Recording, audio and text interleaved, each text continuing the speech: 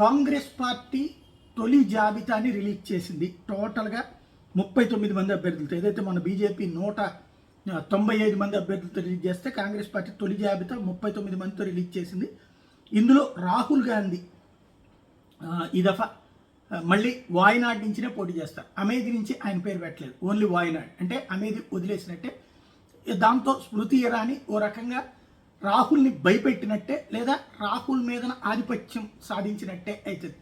2 చోట్ల పోటీ అన్నటువంటి కాకుండా ఈ దఫా ఒక చోటే పోటీ చేయడం ద్వారా రాహుల్ గాంధీ ధైర్యం చేశారు. కానీ తమ తరతరాల నియోజకవర్గం నుంచి పోటీ చేయడానికి ధైర్యం చేయలేకపోవడానికి కారణం ఉత్తరప్రదేశ్ కావడం, యోగి ఆదిత్యనాథ్ కావడం, రామ మందిర ఇంపాక్ట్, అదేదో అంటారు కదా, మంచి జరిగేటటువంటి చోటన చెడు శక్తులని అట్లా అనను. కానీ రాహుల్ గాంధీని అట్లాంటి చోట్ల అనవసరంగా వేరే వేరే రాజకీయాలు మాట్లాడి దెబ్బతిన్నానన్న భయమో ఏమో కానీ ఆయన పోటీకి అక్కడ దిగట్ల.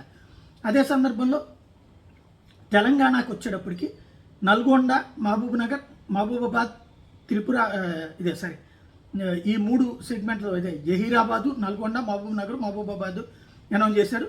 సురేష్ కుమార్ శెట్కర్, రఘువీర్ కుందూరు ఎవరైతే జానారెడ్డి గారి అబ్బాయికి సీట్ ఇచ్చారు, చల్లా వంశీచంద్ రెడ్డికి మహబూబ్నగర్ సీటు మొన్ననే ఇతను చెప్పినట్టు, రేవంత్ చెప్పినటువంటి విధంగా మాట నిలుపుకున్నాడు.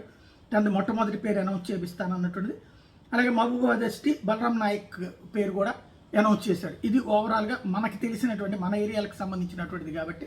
అయితే ఇందులో ఎక్కడ ఆంధ్రప్రదేశ్కి సంబంధించినటువంటి సీట్ల అనౌన్స్మెంట్ లేకపోవడం అన్నటువంటిది ఇక్కడ కీలకమైనటువంటి అంశం. రాహుల్ గాంధీ అయితే మాత్రం అక్కడి నుంచి పోటీ చేయబోతున్నాడు.